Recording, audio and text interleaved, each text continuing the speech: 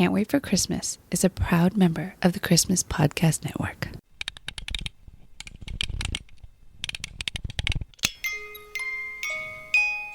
Hey, buddy, what you doing? Is it Christmas yet? No, sorry, not yet. I can't wait for Christmas. Me either, but I think I have something that will tide you over. 5 years ago, the Can't Wait for Christmas podcast asked a question. What would it be like to combine Die Hard with a Hallmark Christmas movie? We now bring you the 5th anniversary presentation of the answer to that question, A Bomb for Christmas. Interior, house living room, night. As the opening credits roll to the tune of Deck the Halls, the camera slowly pans across a living room covered in cheap but cute decorations. A fire is crackling in the fireplace, and the lights are twinkling on the tree. As the credits come to an end, the camera stops on the front door. All of a sudden, the door is kicked open.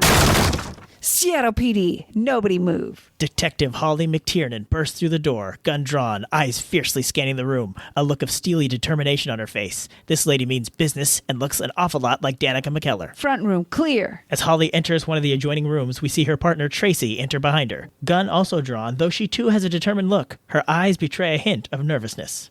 Tracy, come in here. It's worse than I thought. Interior, house, living room, night. As Tracy enters, Holly holsters her gun. The two officers stare at a table covered with empty beakers, test tubes, papers with foreign writing, and electronics. What is all this? Looks to me like they built a bomb. You can tell that from this mess? I traced these stolen chemicals to this address. The lab boys say that if combined together correctly, they could make a bomb capable of destroying a small building. What about all these wires? I'm guessing that's some sort of detonation mechanism, but that's not Tirapelli's style. He knows how to build bombs, but he's not a tech guy. You think he had help? I think he's working for someone. The question is, who? The sound of glass breaking causes both officers to whirl around. Through the living room window, they see Larry Tirapelli falling down after leaping out of the second-story window. Holly runs towards the window. You didn't clear the second floor? I didn't have a chance before you called me in. Wait, what are you doing? Holly smashes through the living room window and takes off running after Larry. Freeze! Exterior, Seattle neighborhood night. Holly chases Larry through the neighborhood, past yard after yard of beautiful Christmas displays. Larry turns and fires at Holly, who ducks behind a giant Rudolph before the bullet takes off his nose. You blew off Rudolph's nose? Now you've gone too far. Holly continues chasing down Larry. Exterior, outside the Tirapelli house, night. Tracy runs to the car and gets in. Interior, Holly's car, night. Tracy starts the car and peels out after Holly and Larry. She grabs the radio. This is Detective Chabert. I'm on 12th Avenue, headed southbound. Partner is on foot in pursuit of suspect. Exterior, neighborhood, night. Holly relentlessly chases Larry through more festive yards. Give it up, Tirapelli. Larry turns the corner, and when Holly follows, he has disappeared in a yard filled with many Christmas inflatables. Holly takes in the surroundings, scanning for Larry. Come on, Tirapelli. This is no way to spend Christmas. Why don't you play nice? Come down to the station. We'll get you some eggnog. You'll tell me all about that bomb you were building. The camera looks at all the different inflatables. No sign of Larry. Come on, just play my reindeer games and tell me who hired you to make that thing. Holly sees a flutter of movement out of the corner of her eye. She turns and jumps at a Grinch inflatable, tackling Larry on the other side. The two have a fight, but it soon becomes clear that Larry is seriously outmatched, and he is quickly overpowered and thrown to the ground. Holly puts the cuffs on him as Tracy pulls up in the car. I guess it turns out I'm the Grinch, because I just stole your Christmas. Interior, police station office, night. The office is bustling with officers doing paperwork, making phone calls, etc. Holly's phone rings. She pulls it out of her pocket, looks, doesn't recognize the number, and answers. Hello? Interior, festival office, night. Bobby McTiernan is in an office with plans for a Christmas festival all around him. He is packing things up in his own special, non-threateningly handsome way. Hey, babe. Bobby? Where are you calling from? They gave me a little office space at the Christmas festival so I could help with the last-minute planning. Christmas festival? Really, Holly? It's only Port Caldwell's biggest event of the year. I mean, yes, I know about the festival, but why are you part of planning it? I told you. The sports bar is the main sponsor this year. Do you even listen when we talk anymore? I'm sorry, honey. I don't remember any of this. I've been really focused on a big case here. It's fine. I can retell you all about it over dinner. Are you on the ferry yet? What? Don't tell me you're still at the station. It's Tuesday night. Aren't we going to meet for dinner? Babe, I can't. I just apprehended a suspect, and I'm going to be interrogating him for the next few hours. So, you're canceling on me again? Look, I'm sorry, But this guy is bad news, and I think he's just the tip of the iceberg. I know. I just wish the bad guys didn't spend more time with you than I do. Hey, Holly. Tirapelli is in interrogation room 3. Thanks. Honey, I gotta go. I'll call you later. The phone call disconnects before Bobby has a chance to say. I love you. Bobby stuffs some paper in a folder labeled Seattle and takes a folder off the desk, revealing a paper with Russian writing on it. Bobby does a double take, grabs the paper, crumples it up, and throws it in the trash. Interior. Interrogation room 3, night. Larry is sitting handcuffed to the table, looking bored and unimpressed. Holly enters, holding a stack of manila folders and reading one as she enters. She closes the folder and drops them with a thud on the table as she sits down. Larry. It's a shame we have to keep meeting like this. What can I say? You fill my heart with Christmas spirit. Really? Because it seems to me you're working awful hard at staying on the naughty list again this year. I don't know what you mean. Uh-huh.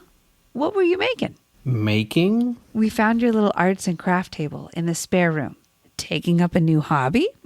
Oh, I'm helping Santa by making toys. Guess the North Pole got a little behind and had to punt this year. Oh, so this note we found. This is some kid's wish list to Santa? How should I know? I don't speak Russian. I don't speak Russian either, but we got a guy who does, and he's going to translate this for us. And what do you think it's going to say? I wouldn't have the first clue, officer. Detective. Well, if you're the big fancy detective, why don't you figure it out? Oh, I'm pretty sure I did figure it out. See, we've got you on the camera breaking into the Nakatomi chemical plant, and we have a list of the things you stole. Now, you may not want to tell me what you were planning on making with all that stuff, but it definitely ain't a batch of Grandma's snickerdoodles. But let me be real with you, Tirapelli. You're pretty insignificant. I don't really care about you, because there's no way a simpleton like you came up with this plan. I just want to know who's really behind this. Who hired you to build that bomb? What bomb? The bomb you made with those chemicals you stole. Oh, I'm sorry. Did you find a bomb in my house? We found your workstation. Maybe I was just making some fireworks for a Christmas festival. With stolen chemicals? Who says they were stolen? We have you on camera. Are you sure that was me? I have one of those faces. A lot of people say I look like an actor from one of those Hallmark movies. Enough! Where is the bomb? Detective, you seem to be getting upset. Who hired you to make it? I have no idea what you're talking about. What's the target? Suddenly, the door to the interrogation room opens and Captain Willis enters, a large bald man who is constantly weary and grumpy. Detective McTiernan, can I see you for a second? I'll be finished here in a second, Captain. You're finished now, Detective. Uh-oh. Guess our lovely little chat is over. Yeah, too bad for you. Talking to me was your best shot at a lighter sentence. Now you'll get everything that's coming to you. Oh, everyone gets what's coming to them on Christmas Eve. Well, it'll be kind of hard for Santa to find you when you're locked in a cell, but don't worry. I'm sure you were just getting coal anyway. Holly and the captain exit while Larry sits there looking irritated. Interior, captain's office, night. Captain and Holly enter. Holly is clearly frustrated. Why'd you pull me out of there? I almost had him. You were losing control. No, I wasn't. I wanted him to think I was losing it. You were screaming at him. It's part of the act. You know, good cop, bad cop. So who was the good cop? I'm the good cop. But you were clearly the bad cop. Yeah, I switched back and forth to throw him off balance. You can't be the good cop and the bad cop. The whole point is to... You know what? We're not having this argument right now. Great. So can I get back in there? Not a chance. We've received about a dozen phone calls tonight about a crazy woman running through people's front yards and ruining their Christmas displays. You need me to solve this one? It's probably just some idiot kids. It was you, Detective. What? You were so intent on taking down Tirapelli that you probably caused thousands of dollars in property damage. He built a bomb, Captain, and now it's in the wind.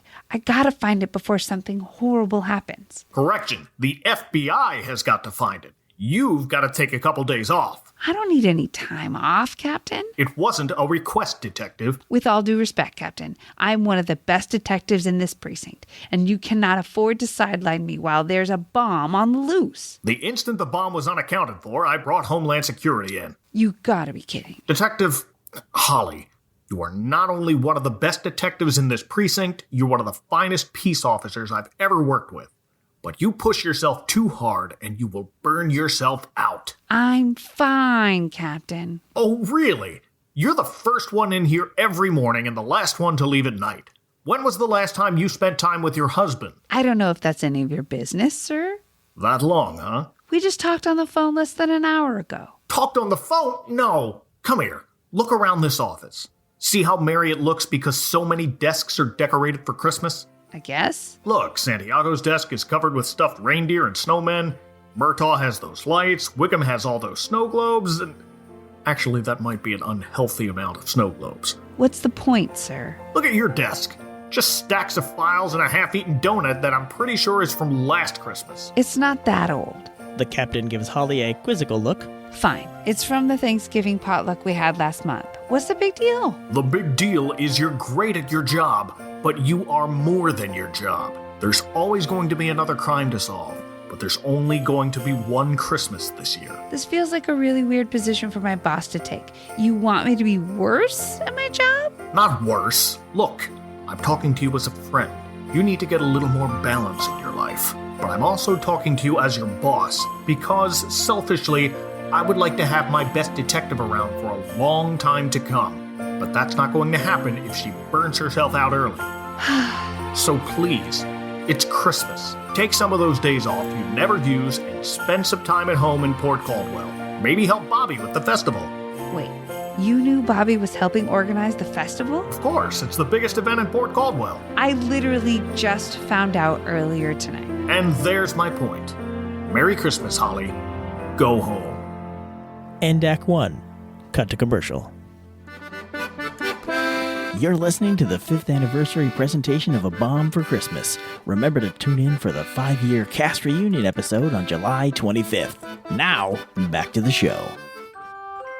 Interior, Holly's bedroom, morning. Holly gets out of bed and looks out the window.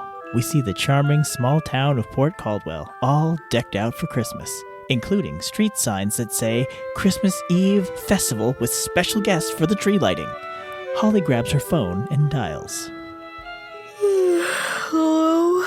Tracy, it's Holly. What time is it? No idea. Look, I won't be coming in for a few days. Yeah, the captain told us you were taking a few days off for Christmas. I bet he didn't mention it was because he made me. He didn't have to. We knew you'd never do it voluntarily. What? Holly, you're a great partner, but you never take time for yourself. Speaking of which, I need your help, partner. Of course. What's up? I need you to get me the translation of the note we found at Tirapelli's house last night. What? Even if you weren't on vacation, we turned the investigation over to the FBI. We worked too long on this to just hand it over. Holly, how am I supposed to get access? It's not our case anymore. You're a smart gal. I know you'll find a way. Okay, but you owe me one. I'll just subtract it from one of the many you owe me. Touché. Holly hangs up just as Bobby enters. Well, look who's up. Morning. Well, someone has a case of the bah humbugs. No. Someone had their case ripped out of her hand and is now on a forced vacation. Well, fortunately, the cure is the same for both. Cure, huh? Coffee and a Christmas cookie down at Betty's. I mean, I don't know about a cure, but I never say no to Betty's coffee. Meet you downstairs. Interior, Betty's coffee shop, day. Holly and Bobby enter and Betty looks up from behind the counter. Betty is a super cute, sweet, older, but not old, lady. The kind of lady who easily could have played a mom in a 90s sitcom. Holly? Good to see you. It's been too long. Hey, Betty. The place looks great. Oh, thank you. Have to look our best with all the folks coming in for the festival tomorrow. Speaking of which, Bobby, how many sign-ups do we have for the gingerbread house making contest tomorrow? Quite a few.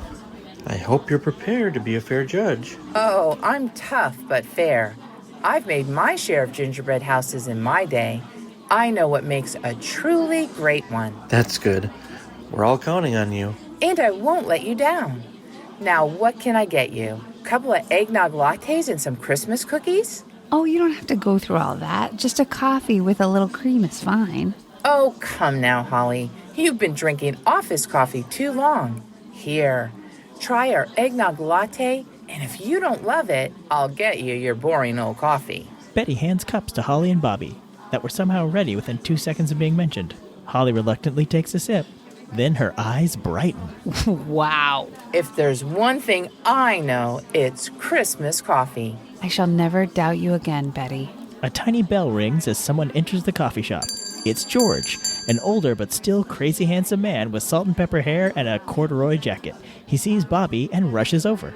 There he is. Just the man I was looking for. Hey, George. I've got to hand it to you, Bobby.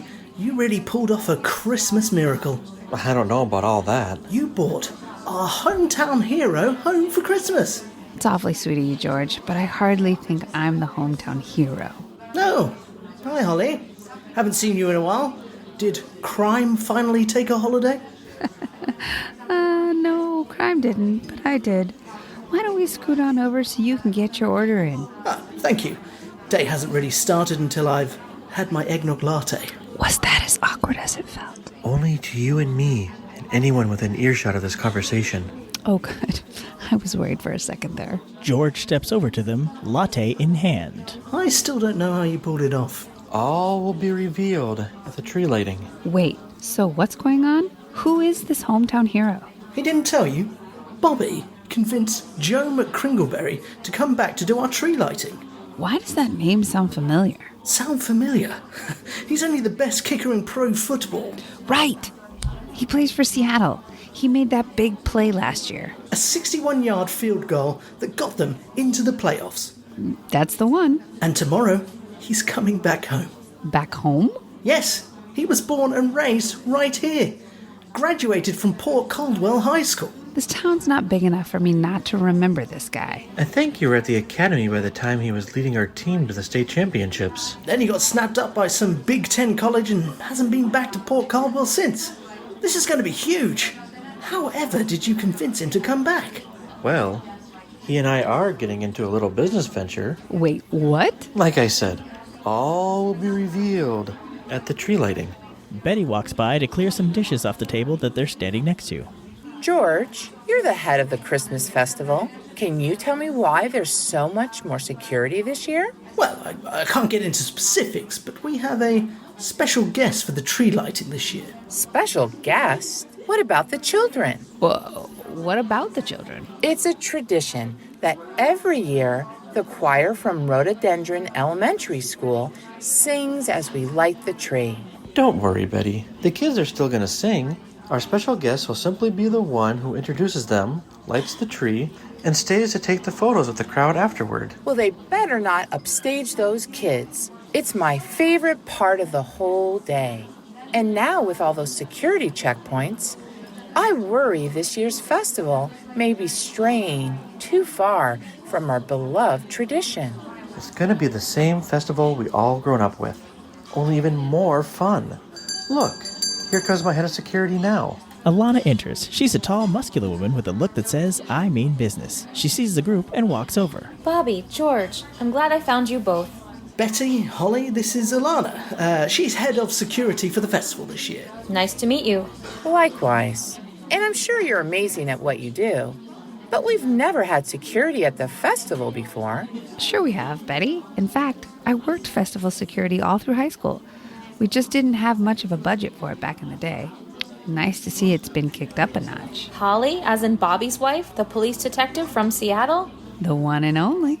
Bobby talks a lot about you, but we've never seen you. I was beginning to think you were only a legend. I don't mind being referred to as a legend. It's almost as good a title as hometown hero. Now, why would you bring that up again? Sometimes you just gotta steer into it. So, Bobby, George, I came to tell you, the star for the tree arrived. Finally. Wait, won't we use the star we've been using all these years? Now we've got a new one that actually lights up and has all these amazing lighting effects. It was Bobby's idea, actually. I just thought it would be good to add a lighted star to the tree. Alana actually found this one for us. I just happen to know a place just a quick ferry ride away that makes cool things like this. But what about the old star? Don't tell me you just threw it in the trash. No, of course not. That thing is gorgeous. Such exquisite detail for a tree topper that size. We put it in a plexiglass case in the Christmas marketplace. Now it's at ground level and everyone can see it up close. You might even get more out of it than when it was way up on top of the tree. Well, that does sound lovely. I'll have to go see that for myself. Betsy takes her tray of empty cups and plates and goes to the back. See, this is why I'm so glad you're helping us this year. You're a natural at this. Well, I figure the sports bar is by the fairgrounds where all the action is anyway. You might as well officially be part of the festival. Well, thank you for making my job so easy this year. Speaking of jobs, we've got to get that star on top of the tree. We've got most of our people putting up new banners. Should we wait until they're done with that, or call some of them back now? Actually, the guys on my team could handle it. Really? That's not exactly in the security details job description. And you guys already helped so much with setting up the lights for the tree. They don't mind. It's not like we have a lot to do until you-know-who arrives. George's phone rings. He turns away to answer it. Well, that would be a great help. Thanks. Speaking of help, the DJ can't find where he's supposed to set up for the Ugly Sweater fashion show. Just sent him an email yesterday. Well, he's over at the stage now, and he wants to know where to set up. Great. I head over there now. Holly, you want to come? Actually, all this talk of security has me feeling a little nostalgic. Alana, mind if I check out your setup? Not at all. I'd love any tips from someone who used to work this festival, not to mention such a highly decorated detective. Well, you may be disappointed. Not a lot of crime in Port Caldwell. I think someone cut the line to sit on Santa's lap one year. That was about it. Okay, they're talking shop. Let's get out of here, George. I'll meet you after the DJ is squared away. Sounds good. They exit the coffee shop. Exterior, Port Caldwell Square, day. George and Bobby walk off in one direction, while we stay with Holly and Alana walking off in another. So, did you grow up here? Born and raised. But you're a detective in Seattle. That's gotta be a heck of a commute all the way to the 14th precinct. Yeah, it can be. Wait, how'd you know my precinct? What can I say? Bobby talks about you a lot. I think he's a big fan of yours. Aw, that works out. I'm a fan of his as well. But surely you guys hardly see each other with how far your job is and how much you work. Why not just be a cop here in Port Caldwell? Actually, I know the team here in Port Caldwell, and they're great. Chief Beebe even wrote me a recommendation for the 14th precinct. But being a small-town cop was never what I was cut out for. Well, someone's got to look out for the little guy. Yeah, and there's little guys in every city. Sometimes in a big city, they need someone looking out for them even more. So I guess this little operation seems pretty quaint to you. Actually, I'm kind of surprised. All these security booths all over the festival. I mean, I get that McCringleberry is a celebrity, but this seems like a bit much. Back in my day, we just had a sad little pop-up tent and a table. Well, most people love McCringleberry, especially around here. But fans of San Francisco, not so much. What do they have against him? That was the team they were playing when he made that 61-yard field goal. And some people take their sports way too seriously. You're kidding me. Threats? Over one kick? You wouldn't believe how many. Nothing too serious has come of it, but you can't be too careful. But surely a couple bodyguards would do the trick. You know these celebrity types. They don't quite live in reality. He wants us to have people all through the festival, scanning the crowd for possible threats. It's a lot of manpower. Probably not how your team was hoping they would spend Christmas Eve. Probably not. But if a big shot celebrity is going to make you work on Christmas Eve, there are worse places in the Port Caldwell Christmas Festival. Alana's phone rings. Sorry, duty calls. By all means. Alana walks away while Holly looks around the festival grounds. Hello? Yeah, we're gonna go ahead and put the star on now. Have Victor and Pavel meet me at the tree. Holly stands still, gazing at a group of people adjusting a sign that says Christmas Eve Festival with special guests for the tree lighting. Holly pulls out her phone, dials, and puts it to her ear. Tracy? It's Holly again. Can I have you do me another favor? Can you look for anyone of Russian descent that lost a lot of money betting on the Seattle-San Francisco playoff game last year? Interior, mystery location, day. We are in a tiny, dark room, and the camera pans down to some sort of device with wires and chemicals. Then, we see a digital timer that is slowly counting down. End Act 2. Cut to commercial. Thank you for listening to parts 1 and 2 of the Can't Wait for Christmas podcast's 5th anniversary presentation of A Bomb for Christmas. Join us each Wednesday through July 23rd for the rest of the story. And don't miss the Bomb for Christmas 5-year anniversary cast reunion episode on July 25th. To leave a comment on this or any other episode of the podcast, go to can'twaitforchristmaspod.com.